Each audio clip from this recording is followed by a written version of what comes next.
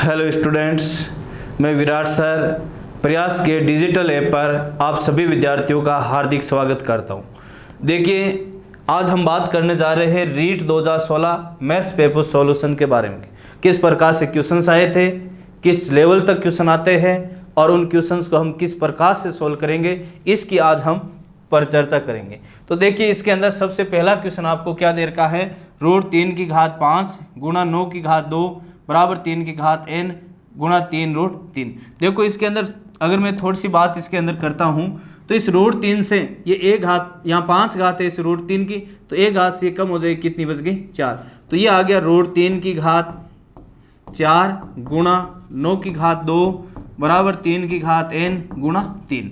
अब देखिए, इस रूट 3, रूट का मतलब क्या होता है 1/2, तो इस 3 की घात कितनी है 1/2 और ऊपर घात कितनी है 4। मैं इस 9 की जगह क्या लिख सकता हूँ, मैं 9 की जगह लिख सकता हूँ 3 की घात 2 और ऊपर 9 के ऊपर पहले से 2 था तो ये 2 लिख दिया, ये 3 की घात n गुणा 3 की घात 1। आपको पता हो, जब घात के ऊपर घात इस प्रकार से कोई घात हो तो घात घात आपस में गुणा होगी।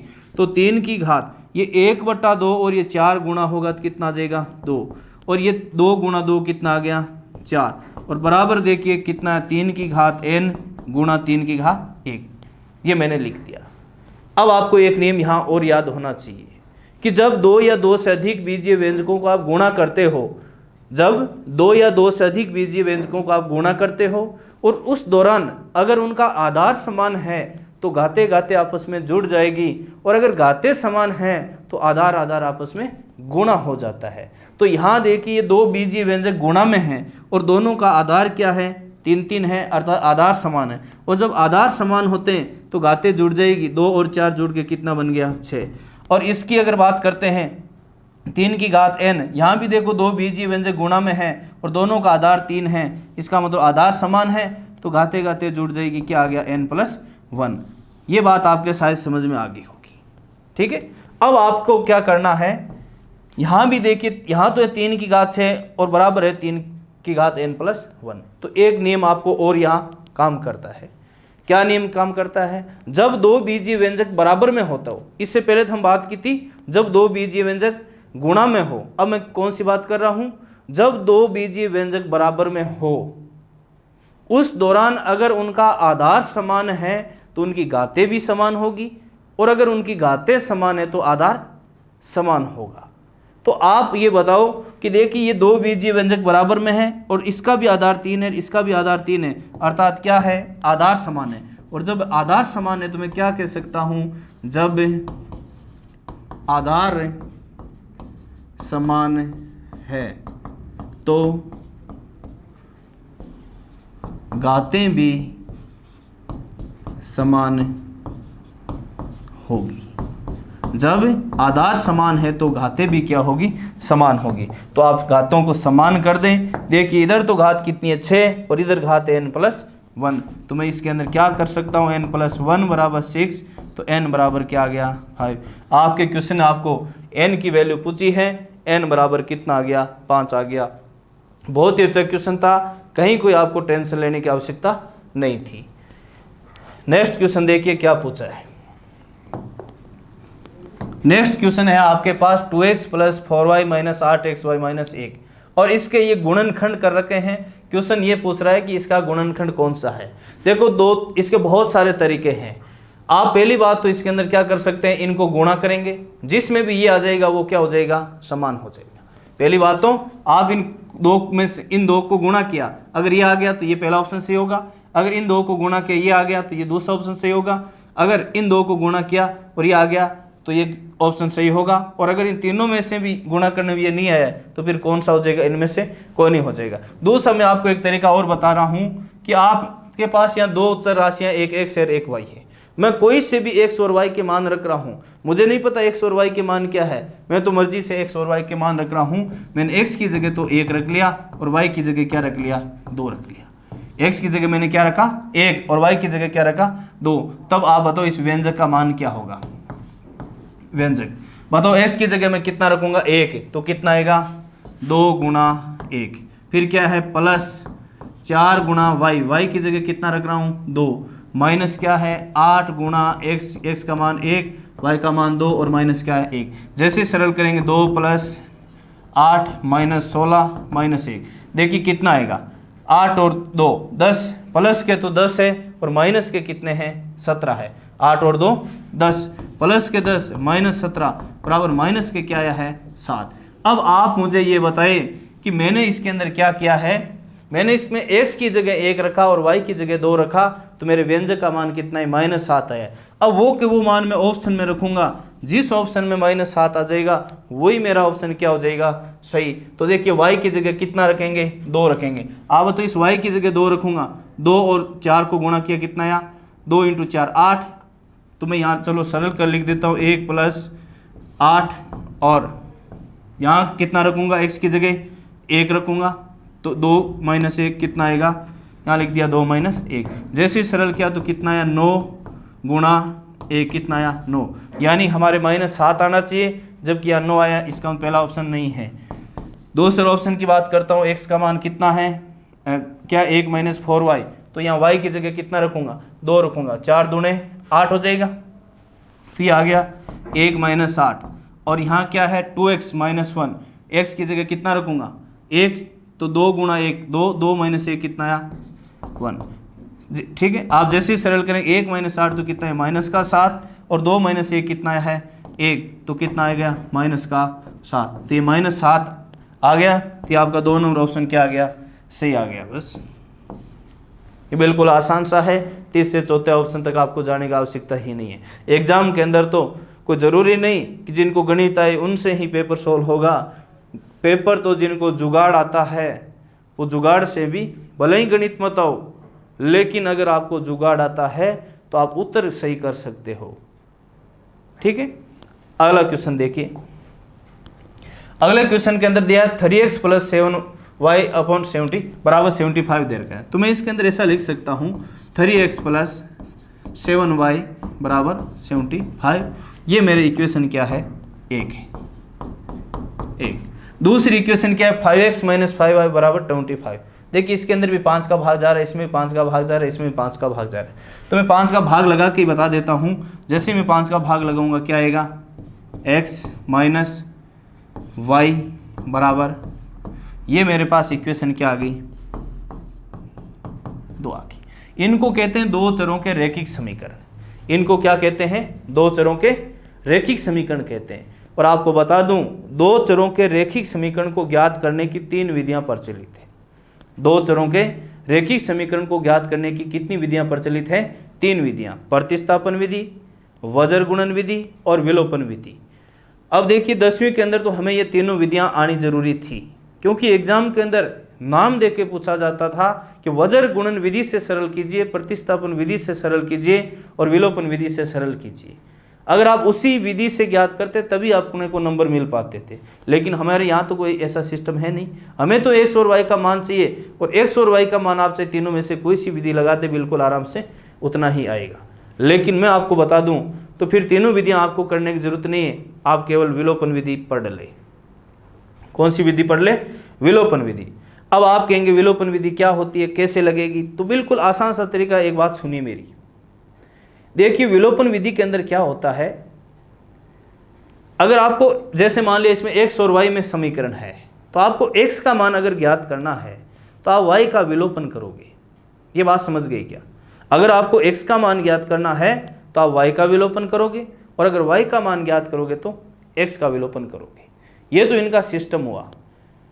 अब जैसे मान लिया कि इसके अंदर आपको सरल करके x का मान ज्ञात करना है, और अगर x का मान ज्ञात करना है तो आपको विलोपन किसका करना पड़ेगा, y का विलोपन करना पड़ेगा।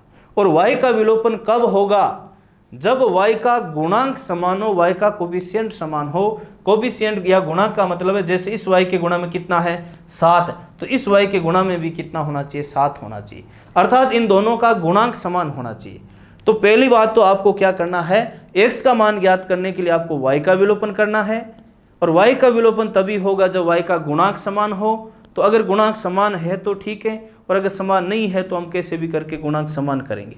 तो हमने देखा कि मुझे यहाँ से x का मान ज्ञात करना है, इसलिए मैं y का विलोपन करूंगा, लेकिन y का विलोपन तो तब होगा जब y का गुणांक समान है। तो y का गुणांक समान नहीं है, इस y के गुणा में कितना है 7 है और इस y के गुणा में कितना है, मैं 1 ही मान रहा हूँ, चिन्ह को साथ में नहीं ला रहा। इसका मतलब 7 और 1 है। आप मुझे बताओ 7 और 1 का एलसीएम कितना आता है, 7 ही आता है। तो आप दोनों के गुणा क्या बना दो 7। तो आप मुझे बताइए, यहाँ तो 7 बना हुआ है इसलिए मैं इस समीकरण को सेम ही लिख रहा हूँ, 3x + 7y = 75, ठीक है। और दूसरी समीकरण में यहाँ 7 बनाने के लिए 7 से क्या कर देता हूँ, गुणा। तो जैसे ही मैं 7 से गुणा करूँगा कितना आएगा, 7x - 7y और बराबर देखिए कितना आएगा, 7 × 5 35। ये आपके पास दो क्या आ गई, नई समीकरण आ गई। अब आप इन समीकरणों के अंदर बात करें, x का मान ज्ञात करने के लिए y का विलोपन करोगे। y का विलोपन तब होगा जब y का गुणा क्या है, समान। तो इस y के गुणा में भी 7 है, इस y के गुणा में भी 7 है, इसका मतलब y का विलोपन हो जाएगा। अब आप क्या करेंगे बताओ, ये 7 एक तो प्लस का 7 और एक माइनस का 7, +7 और -7 तो क्या हो रहा है, सीधा कट रहा है। तो जैसे ही आप इन दोनों समीकरणों को जोड़ोगे 3x और 7x तो कितना हो गया, 10x। ये प्लस का 7y और -7y कैंसिल हो जाएगा, विलोपन हो जाएगा इनका। तो 75 में कितना जोड़ देंगे, 35 जोड़ देंगे, 100 और कितने आ जाएंगे, 10। आप मुझे बताओ 10x = 110, तो यहाँ से x बराबर कितना आ गया, 11 आ गया। अब x का मान 11 आ गया, ये आपको पता चल गया। तो आप क्या करेंगे, x = 11 इक्वेशन चाहे 1 में रख दें चाहे इक्वेशन 2 में रखें, तो मैं इक्वेशन 2 में रख रहा हूँ। x = 11 इक्वेशन 2 में रखने पर आप बताओ मैं इस x की जगह कितना रखूंगा, 11। तो 11 - y बराबर कितना है, 5। तो यहाँ से y बराबर कितना आ जाएगा, ये माइनस का y इधर आएगा तो प्लस का y, और ये प्लस का 5 इधर जाएगा माइनस का, यानी y बराबर क्या आ गया, 6 आ गया। आपका क्वेश्चन आपसे क्या जानना चाहता है, x + y की वैल्यू जानना चाहता है। आपका क्वेश्चन आपसे आंसर प्राप्त करना चाहता है, किसका, x + y। x की जगह तो 11 और y की जगह कितना आया है, 6। 11 और 7 कितना आ गया, 17। 17 आपके पास क्या हो जाएगा, आंसर हो जाएगा। पहला ऑप्शन आपका बिल्कुल क्या है, सही है। तो देखिए, दो चरों का रैखिक समीकरण को ज्ञात करने के लिए मैंने विलोपन विधि लगाई है। विलोपन विधि के अंदर क्या होता है, x का मान ज्ञात करने के लिए y का विलोपन, y का मान ज्ञात करने के लिए x का विलोपन करते हैं। लेकिन विलोपन तभी होता है जब y का गुणांक समान है। तो यहाँ y के गुणा में 7 था, यहाँ y के गुणा में 1 था, इसका मतलब समान नहीं था। तो मैंने क्या किया, 1 और 7 का एलसीएम 7 होता है, तो दोनों का ही गुणांक मैंने 7 बनाने की कोशिश की। तो यहाँ तो गुणांक 7 बना हुआ ही था, यहाँ 7 नहीं है। तो इस 1 को कितने से गुणा करने पर 7 बनता है, 7 से। तो मैंने इस पूरी समीकरण को 7 से गुणा किया, 7x - 7y = 5 × 7 35 हो गया। जैसे 3x और 7x जोड़ा 10x, और ये प्लस का 7y माइनस का 7y विलोपित हो गया, और 35 और 75 कितना आ गया, 110। यहाँ से x की वैल्यू 11 आ गई। ये x का मान इक्वेशन 2 में रखा तो y का मान कितना आ गया, 6। आपका क्वेश्चन आपसे x + y जानना चाहता है, इसलिए 11 + 6 कितना आ गया, 17। 17 आपका आंसर हो जाएगा। देखिए अगला क्वेश्चन क्या, बिल्कुल आसान सा क्वेश्चन है। 625 √625। देखिए 625 क्वेश्चन आपको पूछा है, √625 + √484। 625 का वर्गमूल तो 25 होता है और 484 का वर्गमूल 22 होता है। जोड़ देंगे 2 और 5 कितना आ गया, 7। 2 और 2 4 47। 47 आपके पास क्या हो जाएगा, आंसर हो जाएगा। तो इसके अंदर पहला ऑप्शन सही होगा। अगला क्वेश्चन क्या है, देखिए अगले क्वेश्चन के अंदर देखो क्या है, घनमूल फिर वर्गमूल, और वर्गमूल के अंदर 729 है। तो देखिए बिल्कुल आसान सा काम है, यहाँ घनमूल की जगह घनमूल लगा रहा हूँ, फिर मैं यहाँ वर्गमूल की जगह वर्गमूल लगा रहा हूँ, और कितना है 729। आप देखेंगे कितने अंकों के बाद पॉइंट है, 1 2 3 4 5 6, नीचे 6 जीरो है, तो यहाँ कितने जीरो लगा दिए, 6 जीरो लगा दिए, ठीक है। प्लस यहाँ क्या है, घनमूल, और 8 कितने अंकों के बाद पॉइंट है, 1 2 3, तो यहाँ 3 क्या लगा दिया, जीरो लगा दिया। अब देखिए सबसे पहले इसके ऊपर क्या है, केवल वर्गमूल है, तो आपको वर्गमूल ज्ञात करना आना चाहिए। और हमेशा बता दूं कि अगर वर्गमूल के अंदर कोई भिन्न है, फ्रैक्शन है, तो उस भिन्न के अंदर जो हर है उस हर का पहले वर्गमूल निकलना पूरा चाहिए। तो बताओ यहाँ कितने जीरो है, 6 जीरो, तो 6 जीरो का वर्गमूल तो कितने आ जाएंगे, 3 जीरो। और 729 का वर्गमूल कितना आ जाएगा, 27 आ जाएगा। तो ये मैंने लिख दिया 27, और ऊपर किसका चिन्ह बच गया, घनमूल का, ये घनमूल लिख दिया, प्लस यहाँ देखो क्या है घनमूल, तो सबसे पहले तो इस हर का घनमूल निकलना चाहिए, तो इस 1000 का घनमूल तो कितना होता है 10, और 8 का घनमूल कितना होता है 2, तो ये 2/10। अभी देखिए इसका और घनमूल निकलेगा, तो आप मुझे बताओ कि अगर इसके ऊपर ये घनमूल है तो पहले इस हर का घनमूल निकलना चाहिए, तो 1000 का घनमूल तो कितना हुआ 10, और 27 का घनमूल कितना हुआ 3, तो ये आ गया 3/10 प्लस 2/10, 10 तो लघुत्तम आ जाएंगे, कितना आ गया 3 और 2 5, 5/10 कह दें। आपका ऑप्शन किस रूप का है, इस रूप का है, तो मैं 5 में 10 का भाग लगाऊंगा 0.5, 0.5 आपके पास क्या हो जाएगा, आंसर हो जाएगा। पहला ऑप्शन आपका क्या होगा, राइट आंसर होगा।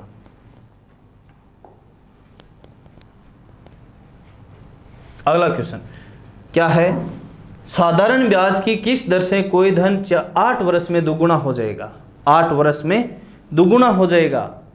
जैसा जैसा क्वेश्चन कह रहा है ठीक वैसा काम कर रहा हूं। मैं मान लेता हूं मूलधन 1 रुपया है, तो क्वेश्चन क्या कह रहा है कि 8 वर्ष में दुगुना हो जाएगा, यानी ब्याज जुड़ के, और वो कितना हो जाएगा 2। 1 रुपया मूलधन था वो 2 रुपये हो गया, इसका मतलब आप बताओ साधारण ब्याज कितना जुड़ा है 1। भाई 1 रुपया मूलधन और 1 रुपया उसके अंदर ब्याज जुड़ गया, तो कितना बन गया इसके अंदर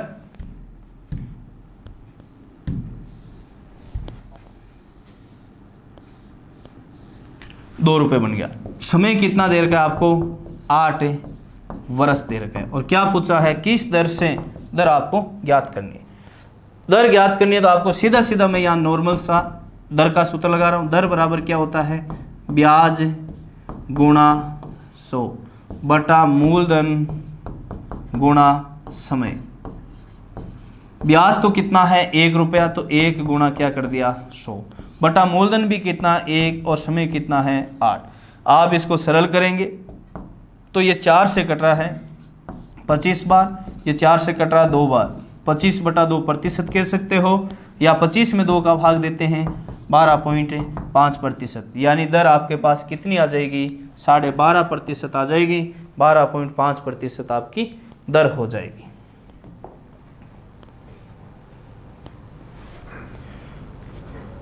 अगला क्वेश्चन, a प्लस बी अनुपात b प्लस सी अनुपात c प्लस a बराबर 6:7:8 है। a प्लस बी प्लस सी बराबर 14 हो तो c का मान ज्ञात कीजिए। देखिए बिल्कुल आसान सी बात है। मैं सबसे पहले इसमें a प्लस बी बराबर 6 के मान लेता हूँ, क्योंकि अनुपात होता है ये किसी एक संख्या से कट के बनते हैं। हमें ये नहीं पता किस संख्या से ये कट के बने, तो मैंने मान लिया k से कट के बने। ये a प्लस बी बराबर कितना आ गया 6। दूसरी बात, यहाँ से मैं b प्लस सी की बात करता हूँ तो ये आ गया 7 के, और मैं जब c प्लस a की बात करता हूँ तो कितना आ गया 8 के। आपके पास ये 3 इक्वेशन बन गई। आप मुझे बताओ जैसे ही आप इन 3 इक्वेशन को जोड़ोगे, तीनों को क्या करोगे आप जोड़ोगे, तो क्या आएगा। देखिए जैसे ही आप इनका योग करोगे तो क्या आएगा, a कितनी बार आया है 2 बार a आया है, b भी कितनी बार 2, c भी कितनी बार 2, तो मैं इसके अंदर ऐसा लिख सकता हूँ 2 कोष्ठक a प्लस बी प्लस सी, और बराबर जब इनको जोड़ोगे तो 8 और 7 15 और 6 कितना आ गया 21 के आ गया। आप मुझे बताओ कि a plus B plus C की वैल्यू तो आपको कितनी देर की है 14, तो 2 की जगह 2 और इस a plus B plus C की जगह कितना रखा 14, और बराबर कितना 21 के। यहाँ से ये कट जाएगा 7 कितनी बार कट जाए 14 × 2 कितना आ गया 28। ये 21 गुणा में है, किस में आ गया भाग में, बराबर किसका मान आ गया के। अगर आप इसको और सरल करना चाहें तो ये 7 से कट रहा है 4 बार, ये 7 से कट रहा है 3 बार, यानी के का मान कितना आ गया 4/3 आ गया। ये के की वैल्यू आपके शायद समझ में आ गई होगी। अगर आपके पास के की वैल्यू आ गई तो अब आपके शायद मेरे हिसाब से कहीं कोई दिक्कत नहीं आएगी। आपके क्वेश्चन आपसे क्या पूछा है, सी पूछा है, तो सी बराबर मैं ऐसा लिख सकता हूँ कि a plus B plus C minus a plus B, यानी इस a plus B plus C में से अगर a प्लस बी घटाऊंगा तो केवल कौन बचेगा c।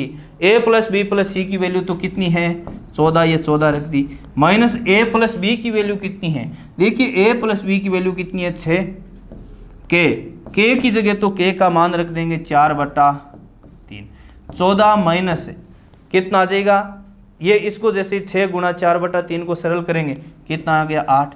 14 में से 8 घटाया, कितना बच गया 6। इसका मतलब सी की वैल्यू आपके पास क्या आ जाएगी, 6 आ जाएगी। ये आपका क्या हो जाएगा, आंसर हो जाएगा। बिल्कुल आसान सा काम है।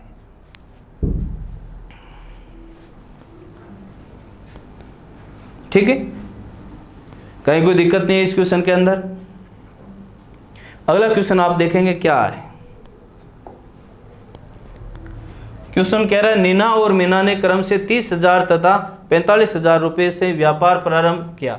2 वर्ष बाद 1,50,000 के लाभ में से मीना का भाग क्या हो गया। देखिए बिल्कुल आसान सा काम है। इसके अंदर करना क्या है,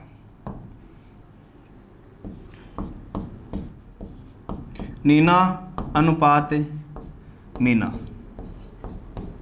देखिए नीना ने कितने रुपए लगे हैं, 30,000 रुपये, ये मैंने 30,000 लिख दिए। और इसने कितने रुपए लगे हैं, 45,000। दोनों ने 2-2 साल लिखा, इसलिए कोई लिखने की जरूरत नहीं है। 3 जीरो से 3 जीरो कट गए, ये 15 से कट गया 2 बार और ये 15 से कट गया 3 बार। 2 और 3 का योग कितना आ गया, 5। देखिए 5 क्या कहता है, 5 ये कहता है कि अगर समय के अंत में 5 रुपये का लाभ हुआ है तो उसमें से 2 रुपये लाभ तो नीना का है, 3 रुपये लाभ किसका है, मीना का है। जबकि आपका क्वेश्चन कह रहा है लाभ 5 नहीं हुआ, कितना हुआ है, 1,50,000 रुपये। लाभ कितना दिया है, 1,50,000। तो आप ये देखेंगे 5 को कितने से गुणा करने पर 1,50,000 बनता है। तो अगर कोई 5 को 30,000 से गुणा करते हैं तो 1,50,000 बनता है। तो आपका 3 भी किससे गुणा होगा, 30,000 से, तो कितना आ जाएगा 90,000। और ये 2 भी किससे गुणा होगा, 30,000 से, कितना आ गया 60,000। यानी 1,50,000 में से 90,000 तो लाभ किसका है, मीना का, और 60,000 रुपये लाभ किसका है, नीना का। आपके क्वेश्चन ने किसका भाग किसका लाभ पूछा है, मीना का भाग पूछा है। मीना का भाग कितना आ जाएगा, 90,000। तो 90,000 इसने क्या पूछा है, लाभ में से मीना का भाग क्या होगा, तो मीना का भाग क्या होगा 90,000। 90,000 ऑप्शन में नहीं है तो इसके अंदर कौन सा ऑप्शन सही हो जाएगा, इनमें से कोई नहीं हो जाएगा। ठीक है, कहीं कोई दिक्कत नहीं है, ये मैंने लिख दिया। अगला क्वेश्चन क्या देखिए, 1/2%। 1/2% ये हो गया।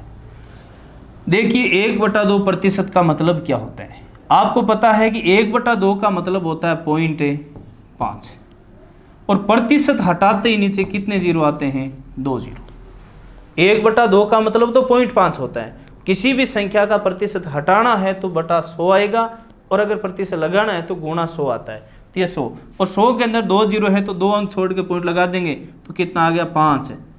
1 अंक से पहले पॉइंट था, यहाँ कितना छोड़ देंगे, 2 अंक और छोड़ देंगे, कितने बन गया 0.005। कहीं ऑप्शन दिखाई दे रहा है क्या, ये 2 नंबर ऑप्शन आपका क्या हो जाएगा, आंसर प्राप्त हो जाएगा। अगला क्वेश्चन क्या है, राजीव की 5 वर्ष पूर्व आयु तथा 9 वर्ष बाद की आयु का गुणनफल कितना है। देखिए बिल्कुल आसान सा काम है। मैं यहाँ राजीव की वर्तमान आयु बता रहा हूँ, x वर्ष, कितना है, x वर्ष है। अब जैसा आपका क्वेश्चन कह रहा है ठीक वैसा काम कर दे। क्वेश्चन क्या कह रहा है, 5 वर्ष पूर्व, वर्तमान में कोई x वर्ष का है तो 5 वर्ष पूर्व क्या हो जाएगा, x - 5। और 9 वर्ष बाद की आयु, 9 वर्ष बाद, वर्तमान में x में है, x का है तो 9 वर्ष बाद कितना हो जाएगा, x + 9। और क्वेश्चन कह रहा है कि गुणनफल कितना है, 15। ठीक है, ये तो इक्वेशन बन गई। अब देखो इसको सरल करें तो बहुत टाइम लगेगा। यहाँ तक लिखने के बाद आप ऑप्शन का सहारा लें। देखिए पहले ऑप्शन के अंदर क्या देर का है, 6 देर का है। अगर मैं पहले ऑप्शन की अगर बात करता हूँ, ऑप्शन 1 की अगर मैं बात करता हूँ, तो देखिए ऑप्शन 1 के अंदर क्या है, 6। तो इस यहाँ 6 रखूँगा तो 6 - 5, और यहाँ 6 प्लस क्या हो जाएगा 9।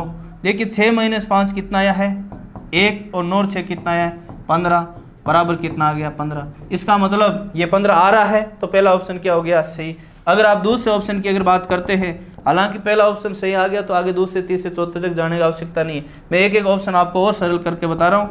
अगर हम बात करते हैं दूसरे ऑप्शन की, तो दूसरे ऑप्शन में कितना दिया है, 7। तो देखिए यहाँ 7 रखेंगे तो 7 - 5, और यहाँ 7 + 9।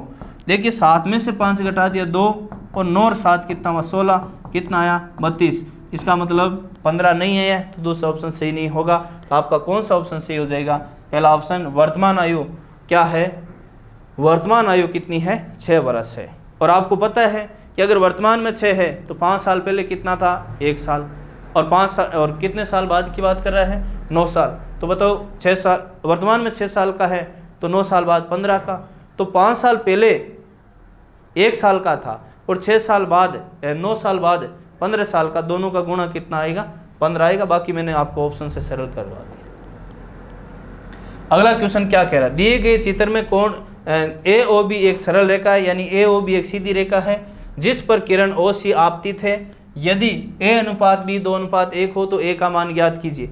देखिए मैं आपको बता दूं, A/B ये एक सीधी रेखा है, इसको ये किरण काटती है। इसका मतलब ये कोण और ये कोण क्या है? रेखीय कोण है। और रेखीय कोणों का योग सदैव कितना होता है? 180 डिग्री होता है। तो देखिए मैं बिल्कुल आपको यहाँ बता देता हूँ कि यहाँ कोण A बराबर कितना लिख देता हूँ। यहाँ 2:1 है तो मैं 2x ले लेता हूँ, और कोण B बराबर कितना ले लेता हूँ? x। अब आप मुझे बताइए कि कोण A और B के अंदर क्या है? मैं इसके अंदर ऐसा लिख सकता हूँ, चूँकि कोण A प्लस कोण B बराबर 180 डिग्री। यहाँ कारण क्या है? रेखिक कोण है, ठीक है, या रेखीय युग्म कह सकते हैं। कोण A की जगह 2x प्लस कितना लिखेंगे? x बराबर 180। यहाँ से कितना आ गया? 3x बराबर कितना आया है? 180। तो x बराबर 3 का भाग लग गया, कितना आ गया? 60। क्वेश्चन A का मान पूछ रहा है, A कितना है, इसलिए A बराबर क्या है? 2x। x की वैल्यू कितनी है? 60 बराबर कितना आ गया? 120 डिग्री। तो 120 डिग्री आपके कौन सा ऑप्शन के अंदर सही है? आपका 3 नंबर ऑप्शन के अंदर कितना है? 120। तो आपका आंसर कितना प्राप्त हो जाएगा? 120 प्राप्त हो जाएगा। दी गई आकृति में वृत्त का केंद्र O है तथा कोण ACB बराबर 40 डिग्री हो तो कोण AOB ज्ञात कीजिए। आपको कोण AO, यहाँ क्या है? OB, यानी ये कोण आपको पूछा है। देखिए O केंद्र है। आपने एक थ्योरम पढ़ी होगी वृत्त के अंदर कि एक ही चाप द्वारा या एक ही वृत्तखंड द्वारा या एक ही जीवा द्वारा, 3 बात बोल रहा हूं, एक ही चाप द्वारा या एक ही वृत्तखंड द्वारा या एक ही जीवा द्वारा केंद्र पर अंतरित कोण परिधि पर अंतरित कोण से सदैव दुगुना होता है। तो मैं आपको बता दूं, कोण AOB बराबर क्या होगा? 2 गुणा कोण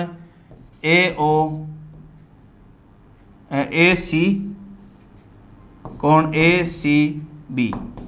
कारण क्या है मैं यहां बता देता हूं, केंद्र पर अंतरित कोण परिधि पर अंतरित कोण से सदैव दुगुना होता है। तो देखिए कोण AOB पूछा है, AOB बराबर 2 कोण ACB आपको कितना देर का है? 40 डिग्री। तो यहाँ से कोण AOB बराबर कितना आ जाएगा? 80 डिग्री। 80 डिग्री आपके पास कौन से ऑप्शन के अंदर सही है? तो ये आ जाएगा। अगला क्वेश्चन ये दे रखा है, एक वृत्त की त्रिज्या 3 गुणा करने पर नई परिधि अपने पूर्व परिधि से कितने गुणा हो जाएगी? देखिए शुरुआत के अंदर मैंने मान लिया कि जब वृत्त की त्रिज्या r होती है तब परिधि क्या होती है? 2πr होती है। जब वृत्त की त्रिज्या r होती है तो परिधि 2πr होती है। क्वेश्चन कह रहा है यदि वृत्त की त्रिज्या को क्या कर दें? 3 गुणा कर दें, 3r कर दें। जैसे त्रिज्या को 3 गुणा करेगा तो 2πr की जगह कितना आ जाएगा? 3r। जैसे इसको आप सरल करोगे तो 2πr गुणा कितना है? 3 है। आपका क्वेश्चन कह रहा है नई परिधि अपनी परिधि पूर्व परिधि से कितने गुणा है? नई परिधि तो कितनी थी? 2πr। पूर्व परिधि कितनी थी? 2πr। और नई परिधि देखिए क्या है? कितने गुणा हो गई? 3 गुणा हो गई। अर्थात जब किसी वृत्त की त्रिज्या को 3 गुणा करते हैं तो नई परिधि अपनी पूर्व परिधि से कितने गुना होगी? 3 गुना। कहने का मतलब जितने गुना त्रिज्या को कर रहे हैं उतने ही गुना उसकी क्या हो जाएगी? परिधि हो जाएगी, और उतने ही गुना उसका व्यास हो जाएगा। ये दोनों बात आप ध्यान रखेंगे। अगला क्वेश्चन देखिए आपका क्या कह रहा है। एक कमरा है जिसकी लंबाई तो कितनी देर की है? 12 मीटर देर की है। 9 मीटर क्या है? चौड़ा है, और 8 मीटर क्या है? ऊंचा है। देखिए कोई कमरा है जिसकी लंबाई, चौड़ाई और ऊंचाई तीनों देर की है। इसका मतलब ये मान के चलना कि कमरा किस के आकार का? घनाभाकार कमरा है। क्वेश्चन कह रहा है इसमें अधिकतम किस लंबाई का बांस रखा जा सकता है? ये भी आपको पता होना चाहिए। कमरे के अंदर सबसे अधिक लंबी छड़ कौन सी रखी जा सकती है? उसकी विकर्ण पे रखी जा सकती है। कहने का मतलब हम क्या कर सकते हैं? इसकी विकर्ण निकाल सकते हैं। और घनाभ की विकर्ण का सूत्र क्या होता है? L square plus B square plus H square का क्या होता है? वर्गमूल। L तो कितना देर का है? 12। तो देखिए 12 मीटर का क्या कर देंगे? स्क्वायर कर देंगे। प्लस बी कितना देर का है? 9 मीटर। तो 9 मीटर का क्या कर देंगे? स्क्वायर। प्लस एच कितना देर का है? 8 मीटर। तो 8 का क्या कर देंगे? स्क्वायर कर देंगे। जैसे ही आप सरल करेंगे तो 12 का स्क्वायर तो 144 मीटर स्क्वायर, प्लस 9 का स्क्वायर 81 मीटर स्क्वायर, और 8 का स्क्वायर कितना होता है? 64 मीटर स्क्वायर। जैसे ही हम इन सब को जोड़ेंगे तो कितना आ जाएगा? 289 मीटर स्क्वायर। और इस 289 का वर्गमूल तो कितना होता है? 17, और मीटर स्क्वायर का कितना होता है? मीटर। यानी सबसे लंबी बांस की लंबाई कितनी आ जाएगी? 17 मीटर। 17 मीटर आपका कौन सा ऑप्शन सही हो जाएगा? 1 नंबर ऑप्शन आपका सही हो जाएगा। देखिए अगला क्वेश्चन आपको क्या कह रहा है। अगला क्वेश्चन कह रहा है नगर ई से परीक्षा में पास होने वाले उम्मीदवारों की संख्या कितनी है? देखिए नगर ई की मतलब आपको किसकी बात पूछ रहा है? इस कॉलम की बात पूछ रहा है, ये पूछा जा रहा है। ठीक, ई में पास होने वाले विद्यार्थियों की संख्या पूछी है, उम्मीदवारों की संख्या। तो पास व फेल का अनुपात कितना है? 3:2। मैं आपको बता दूं कि 3 और 2 का योग कितना होता है? 5 होता है। 3 और 2 का योग कितना होता है? 5। तो 5 में से 3 तो क्या होते हैं? पास, और 2 क्या होते हैं? फेल। आपका क्वेश्चन किसकी बात कर रहा है? पास होने वाला। तो मैं 16 नंबर क्वेश्चन के अंदर क्या कर रहा हूं कि पास होने वाले कितने हैं? 5 में से कितने पास हो रहे हैं? 3। तो ये 3 लिख दिया। और कितने में से बताना है? 1,85,000 से। 1,85,000 से मैंने क्या कर दिया? गुणा। देखिए 5 से कैंसिल हो रहा है। 5 से कितनी बार कट रहा है? 3, 7, यानी 37,000। और जैसे ही 37,000 को 3 से गुणा करेंगे 0 0 0, 7 × 3 21, 3 × 3 9, और 2 कितना आ गया? 11। तो कितना आ जाएगा? 1,11,000। एक बार इसको चेक कर ले। 5 से कितनी बार कट गया? 3 बार 15, 3 बच गया 35, 7 पंजे 35, 37,000। 37 × 3 कितना आता है? 111। यानी 1,11,000 उम्मीदवार क्या हुए हैं? पास हुए। आपका 17 नंबर क्वेश्चन क्या कह रहा है? परीक्षा में फेल होने वाले छात्रों की सर्वाधिक संख्या किस नगर में है? तो देखिए इसके अंदर ABCDEF तक है, लेकिन सबको सरल करने की जरूरत नहीं है। ऑप्शन 4 ही है। एक बी है, फिर एक सी है, एक डी है, एक एफ। BCDF इनकी गणना करनी है। तो आप बताओ बी के अंदर अगर बात करें तो बी के अंदर देखो योग कितना होता है? 8। तो 8 में से क्या हो रहे हैं? 5 तो क्या हो रहे हैं? पास, और 3 क्या हो रहे हैं? फेल। आपको किसकी संख्या बतानी है? फेल। तो देखिए 8 में से कितने फेल हो रहे हैं? 3। तो 3/8 गुणा कितना कर देंगे? 3,14,000। इसी प्रकार किसकी बात हो रही है? सी। तो सी में 4 और 5 का योग कितना हो रहा है? 9। तो 9 में से 4 पास हो रहे हैं, 5 फेल हो रहे हैं, यानी फेल कितने हो रहे हैं? 9 में से 5, यानी 5/9 गुणा कितना कर देंगे? 1,08,000। फिर किसकी बात हो रही है? डी की। डी में देखिए 1 और 3 का योग कितना है? 4। 4 में से 3 फेल हो रहे हैं, 1 पास हो रहे हैं। तो अगर फेल की संख्या पूछे 3/4 गुणा कितना कर देंगे? 2,27,000। तो देखिए इसके अंदर मैं सबसे पहले बी की बात कर रहा हूं। तो बी के अंदर देखिए 8 में से 3, टोटल 3,14,000। तो बी के अंदर तो फेल कितने हैं? 1,17,750। सी के अंदर बात करते हैं तो 60,000 फेल हैं, और डी के अंदर बात करते हैं तो 95,250, और एफ के अंदर कितने हैं? 1,13,750। आपका क्वेश्चन क्या पूछा है? सर्वाधिक फेल। सर्वाधिक फेल किसके अंदर हुआ है? बी के अंदर 1,17,750। तो इसके अंदर कौन सा आ जाएगा? बी आपके पास सही आंसर हो जाएगा। अगला क्वेश्चन आप देखिए क्या कह रहा है। अगला क्वेश्चन आपका कह रहा है कि आयत चित्र प्रदर्शित करता है। आयत चित्र क्या प्रदर्शित करता है? आयत चित्र है वो एक सतत वर्गीकृत बारंबारता बंटन प्रदर्शित करता है। अगला क्वेश्चन देखिए क्या कह रहा है। विद्यालय टी में लड़कों की संख्या बताइए। देखिए सबसे पहले इस विद्यालय टी के अंदर हम टोटल की बात करते हैं तो टोटल विद्यार्थी तो कितने हैं? 1250। तो 19 के अंदर टोटल विद्यार्थी तो कितने हैं? 1250। इसके अंदर आपके पास अगर लड़कियों की संख्या बात करें तो लड़कियों की संख्या कितनी देर की है?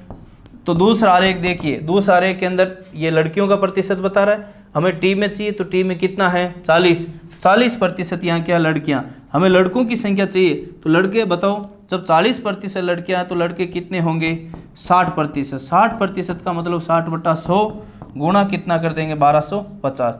इन दो जीरो से दो जीरो काट दिए, ठीक है। आप 6 से गुणा करेंगे, 6 से 5 से गुणा करेंगे 30, 6 को 2 से गुणा किया 12 और 3 कितना आ गया? 15, 6 को 1 से गुणा किया 6 और 1 कितना आ गया? 750। यानी 750 इसके अंदर क्या है? टी में लड़कों की संख्या है। क्वेश्चन कह रहा है ये विद्यालय पी तथा क्यू में कुल मिलाकर विद्यार्थियों की संख्या बताओ। देखिए मैं यहाँ 20 नंबर क्वेश्चन यहाँ कर देता हूँ। पी और क्यू में विद्यार्थियों की औसत संख्या पूछिए। पी में विद्यार्थियों की संख्या कितनी है? 2500 और क्यू में विद्यार्थियों की संख्या कितनी है? 3000। आपका क्वेश्चन औसत पूछा है, औसत का मतलब राशियों का योग बटा राशियों की संख्या। जैसे ही जोड़ेंगे 3000 और 2500 कितने आ गए? 5500 और बटा कितना आ गया? 2। 5500 में 2 का भाग देते हैं कितना आ गया? 2750। 2750 इसके अंदर क्या है? कुल मिलाकर विद्यार्थियों की औसत संख्या किसके अंदर? विद्यालय पी और क्यू के अंदर। तो ये था हमारे पास 2016 क्रिट पेपर सॉल्यूशन। तो बहुत ही आसान है, आप बिल्कुल आराम से इन क्वेश्चनों करेंगे। कोई ज़्यादा हाई लेवल नहीं है, नॉर्मल से क्वेश्चन।